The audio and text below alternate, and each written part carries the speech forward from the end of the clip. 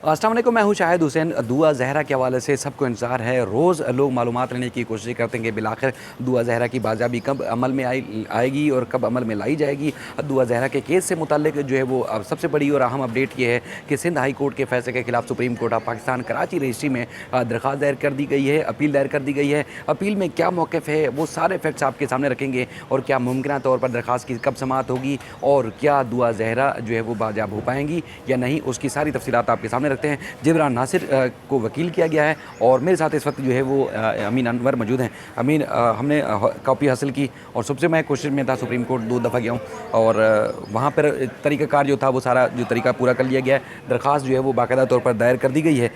Sindh high court के फैसले के खिलाफ। अच्छा, जो ग्राउंड्स हैं और जो फैक्ट्स हैं इस केस के वो क्या हैं और उसके बाद फिर क्या इस्तदा की गई है अदालत से कि फ़ौरी तौर पर रिलीफ मिले, यानी कि दुआ ज़हरा की बाजियाबी के लिए क्या कुछ होना चाहिए?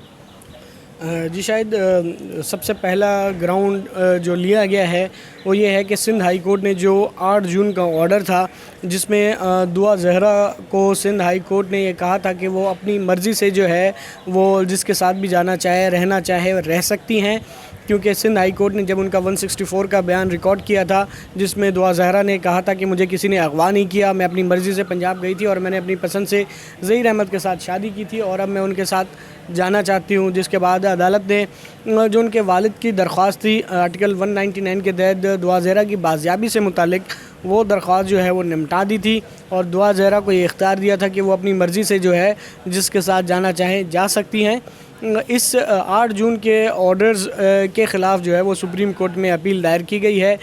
जिसमें अदालत से यही इस्तदा की गई है कि जो 8 जून का ऑर्डर है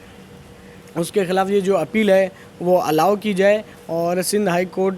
का जो ऑर्डर है उसमें खामियां जो है वो मौजूद हैं और अदालत ने जो है वो नादरा सर्टिफ़िकेट्स और इसके अलावा जो एजुकेशनल सर्टिफ़िकेट्स हैं और उनको देखकर फ़ैसला नहीं किया। सिर्फ़ एक जो मेडिकल सर्टिफ़िकेट था जिसमें दुआ ज़हरा की उम्र जो है वो 16 से 17 साल, बल्कि इन्होंने अपील में 17 साल लिखी हुई है, 17 साल बताई गई थी, तो उसकी बुनियाद पर अदालत ने वो दरख्वास्त निपटा दी थी और इसके हवाले से अपील दायर की गई है। और तफ्तीशी अफसर के हवाले से भी दरख्वास्त में कहा गया है कि तफ्तीशी अफसर ने ट्रायल कोर्ट में जो है वो केस का जो चालान है वो C क्लास में जमा करा दिया है और इसमें जो इन्वेस्टिगेशन है उसमें जल्दबाजी से काम लिया गया है और जो फैक्चुअल इस केस के हक़ाइक़ हैं उनको नज़रअंदाज किया गया है और सिंध हाई कोर्ट का जो ऑर्डर है वो ट्रायल कोर्ट की कार्रवाई पे भी असरअंदाज होगा। लिहाजा जो सिंध हाई कोर्ट का ऑर्डर है उसे कलअदम करार दिया जाए और जो अपील है वो अलाउ की जाए। ये जो मरकज़ी नकात हैं इस दरख्वास्त में जो उठाए गए हैं और उसके साथ साथ एक अर्जेंसी की एप्लीकेशन भी फ़ाइल की गई है कि मामला फ़ौरी समाअत की नौइयत का है,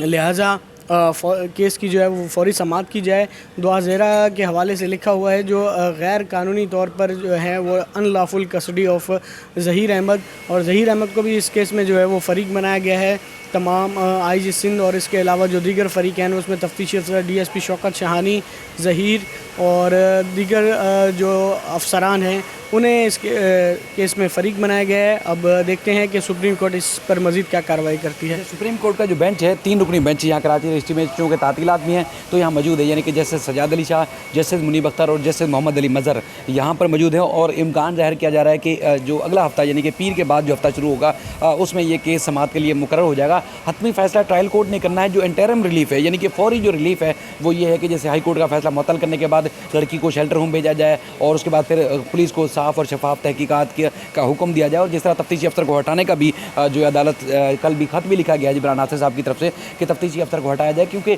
जो पुलिस के माइंड में आया वो ये है कि जिस तरह सिंध हाई कोर्ट ने जो वो उम्र के तयन और उसके बाद फिर लड़की के महज बयान के ऊपर जो है वो उसकी मुस्तकबिल का फैसला कर दिया, तो उसके बाद फिर पुलिस ने हाई कोर्ट का जो फैसला था उसके मुताबिक ही केस का चलान और उसके मजीद तफ्तीश नहीं की, मजीद कोई इंटरोगेशन नहीं की, मजीद जो है वो कड़ी से कड़ी नहीं मिलाई, बल्कि इस केस में जो है वो सिर्फ हाई कोर्ट के फैसले को देखते हुए केस ख़त्म करने की जो है वो ट्रायल कोर्ट में इस्तदा की गई है चालान में। तो अब ये भी तो इस्तदा होगी कि चालान जो है वो ज़िमनी चालान पेश किया जाए ताकि मज़ीद तहकीकात होने के बाद जो है वो तफ्तीशी अफसर भी तब्दील हों और मुकम्मल जो केस का जो दस्तावेज़ात है उनका जायज़ा भी लिया जाना चाहिए, चूँकि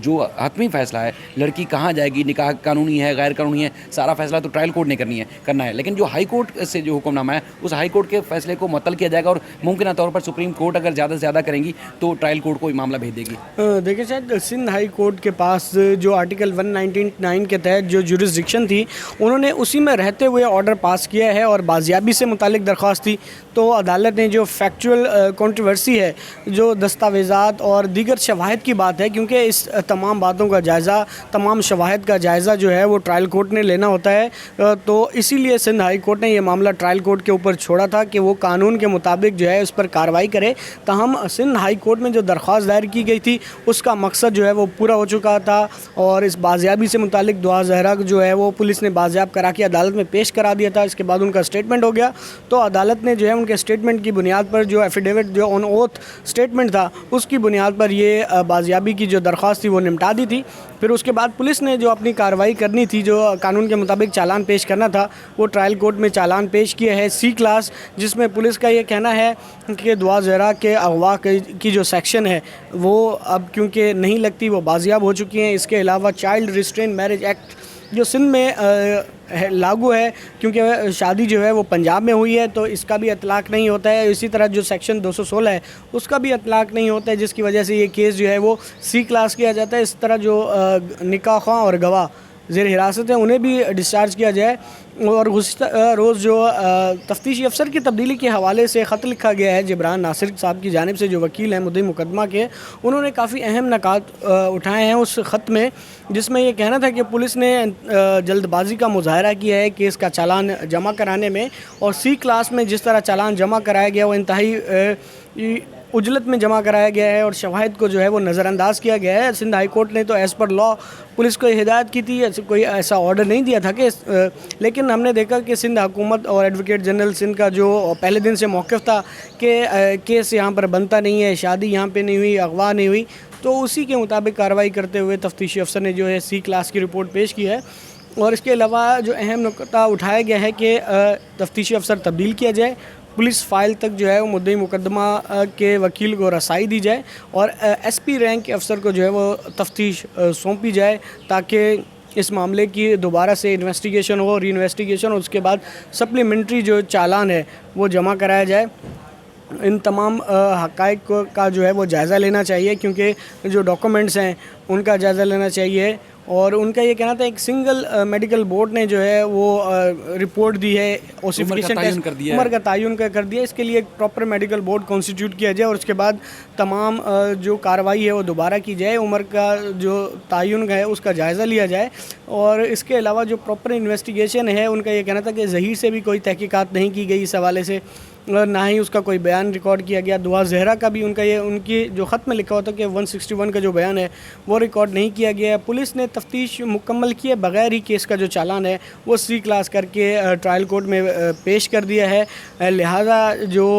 मुद्दई मुकदमा है अब उन्हें इन्वेस्टिगेशन ऑफिसर पे जो है वो कॉन्फिडेंस नहीं रहा है। वो चाहते हैं कि इस केस की जो तफ्तीश है किसी और SP लेवल के अफसर को दी जाए, ताकि इस मामले की दोबारा से री इन्वेस्टिगेशन करके केस का जो सप्लीमेंट्री चालान है वो पेश किया जाए। अब सुप्रीम कोर्ट में भी आज अपील दायर की गई है सिंध हाई कोर्ट के इस ऑर्डर के ख़िलाफ़ कि दुआ ज़हरा को अपनी मर्ज़ी से, जो अदालत ने कहा था कि वो अपनी मर्ज़ी से फ़ैसला कर सकते हैं, 8 जून का ऑर्डर है, उसके ख़िलाफ़ अपील दायर की गई। अब देखते हैं कि सुप्रीम कोर्ट इस पर मज़ीद क्या अहकाम जारी करती है। जो सुप्रीम कोर्ट में चीज़ रखी गई है, इससे पहले अगर हम बात करें पुलिस फ़ाइल की, तो पुलिस फ़ाइल के हवाले से मुझे पता चला है कि एक हफ़्ते से जो जिब्रान नासिर साहब हैं वो कोशिश कर रहे थे कि IG सिंध या जो मुतलका पुलिस के तफ्तीशी अफसरान थे उनसे वो फ़ाइल हासिल की जाए, चूँकि वो राइट बनता है उनका पूरी इन्वेस्टिगेशन क्या क्या हुई सारी ज़ाहिर है उसी हिसाब से केस की तैयारी करनी होती है। तो अब तक उनको जो वो पुलिस फ़ाइल या उसके तक रसाई भी नहीं दी गई। दूसरा जो जिस तरह आप फरमा रहे थे कि हाई कोर्ट के जो एक हदूद थी यानी कि 199 के तहत, तो 199 से तो उनका यही तो अपील है सुप्रीम कोर्ट में कि उससे तो तजावज़ किया गया, यानी कि जो मामला ट्रायल कोर्ट को भेजना चाहिए था और महज लड़की के बयान और मेडिकल जो सर्टिफिकेट थी जिसमें उम्र का तयन किया गया है उसके मुताबिक इतने बड़े केस का फैसला नहीं किया जा सकता था। तो इसलिए तो उसके खिलाफ अब अपील फाइल की गई है कि अब अपील में ही जो है इस केस का फैसला होगा। तो बहरहाल ये बहुत अहम केस होगा आगे जाके, चूँकि बहुत सारी चीज़ें ऐसी होती हैं जो हम पब्लिक भी नहीं कर सकते। बहुत सारे लोग हैं जो हाई कोर्ट में या अदालतों में रिपोर्टिंग नहीं करते, फिर वो हमारी रिपोर्टिंग भी इतराज़ करके बहुत ज़्यादा नुकात उठाते हैं। बुनियादी तौर पर जब अदालत आएँ, फील्ड में जाएँ, रिपोर्टिंग करें, फिर आपको पता चलेगा कि फैक्ट्स क्या है। बहुत सारी चीज़ें रिपोर्ट करने वाली होती हैं और कई चीज़ें ऐसी होती हैं जो रिपोर्ट ही नहीं करने वाली होती। तो बहरहाल मज़ीद इसमें जो भी अपडेट्स होंगी आपके सामने रखेंगे। अपना ख्याल रखिएगा। अल्लाह हाफ़िज़।